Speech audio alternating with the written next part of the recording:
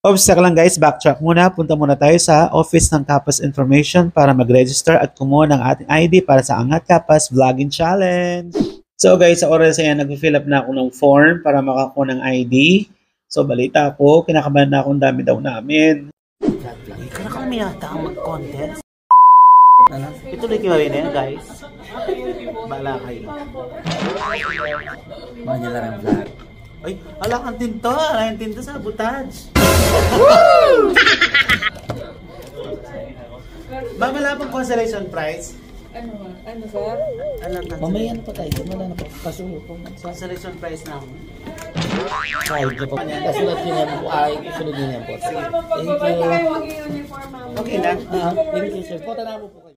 A few moments later. Siyempre guys, wala na tayong sinay na oras at sandali. Ayan. Pinasyalan na natin yung venue ng pagdadausan ng Kapas Singaling 2024. Ayan. Ito po yung part ng celebration ng Kapas Annual Cultural Celebration.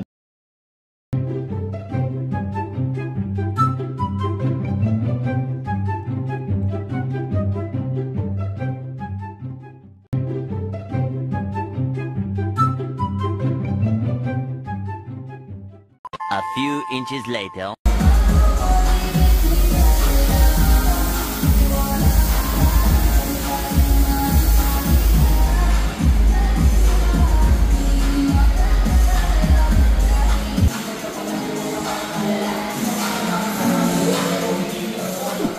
Hi, what's up kabalan? Ayan, ating kamo ini.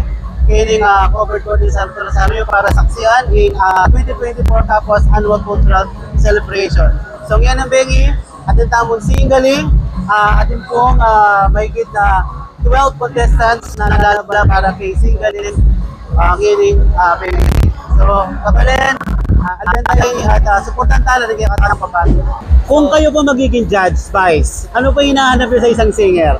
Siyempre po, singing contest, natural yung talagang maganda po yung boses nito. Pwede nating may develop hindi lang sa bayan ng Kapas, baka pwede po nating maging produkto na mailaban, no? Yun. Sa atin sa Pilipinas, ganun po yun. Not only in the Philippines, baka maging international po. Ayan, so any message po sa ating mga kabalan? So, kaya po kabalan tama sa ating pong mga kababayan, no?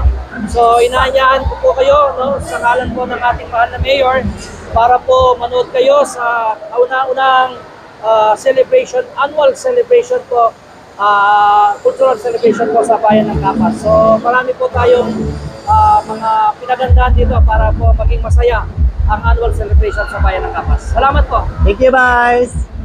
So ano po masasabi nyo na may ganito na paligsahan ang ating mahal na mayor? Oy, it's maganda ngayon na dagdag ito sa ating mga aktibidades. So, annual cultural presentation natin. yes,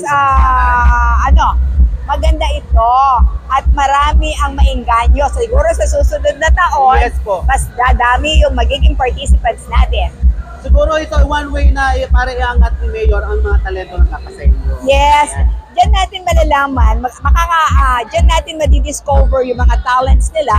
And then, kasi every year, meron din tayo mga competition sa probinsya na kuminsan talagang hindi natin alam sino yung ating Apo, di ba? so maganda to. Sino yung kukunin nating representative. So, from now, itong mananalo dito, pwede natin silang Yes. isali sa mga competition doon. Okay? Thank you po. You're welcome! Ano ba hinahanap natin sa isang singer? Of course po yung quality of voice. Quality of voice. Tapos, siyempre, hindi po mawawala yung entertainment factor. Ayan. So, magkakabi tayo ng isang contestant. Hello, Te. Ano pangalan mo? Hello po, ako nga po pala si Lolita Malalonto. Anong barangay ka? From Santo Domingo 2nd Kapas, Tarlac po. Okay. So, ano kaya yung kakantahin mo? Any hint? Hindi ko po siya sasabihin ngayon para surprise po siya. Pero may whistle po. First time mo bang sumali sa singing contest? Hindi po. Ay, hindi. Is that your first time? Pangilan na to? Hindi ko na po alam eh. Okay. Ano ba yung pandiinan mo na pandiinan mo na song piece na kanta? Yung pandiinan mo na kanta, ito yung pinaka pag kinanta mo to siguradong champion ka. Pinaka pop song po, yung mga kanta po ni Morissette Amo.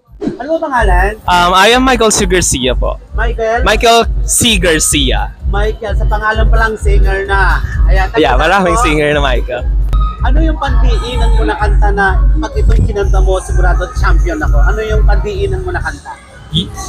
Do I need to say the title po or yung kakantahin ko po ba ngayon?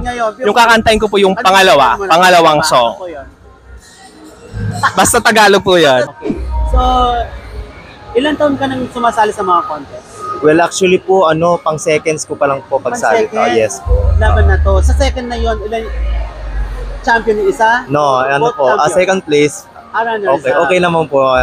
Hindi naman siya sa akin, pero malaking bagay na sa akin yung second place. Okay, hindi ko na po patatagilin pa. Then we call on our contestant number 1.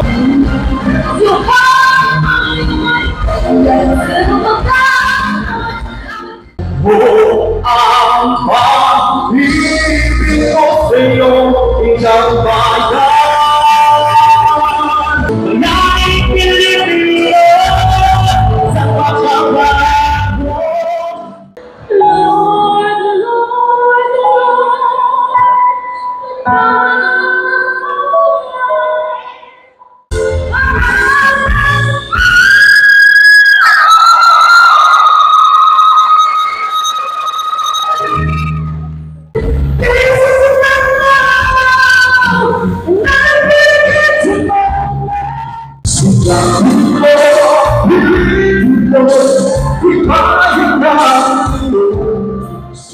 sa marami pang tagumpay sa isang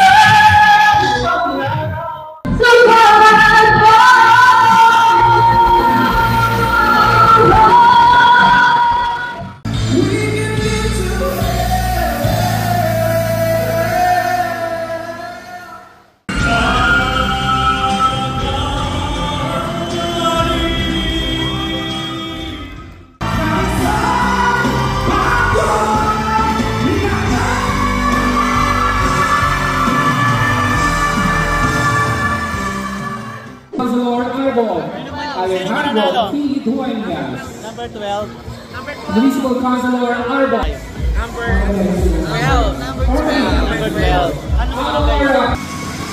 Eto na, this is the moment of truth. Di ba, Mayora? Ito din Mayora, no? Napaka-fresh na. Ayan. Say hi ka sa sa vlogger natin. Ayan. Medyo maliit kasi si Mayora. Rabia Borolios from Barangay Santa Rosario. Michael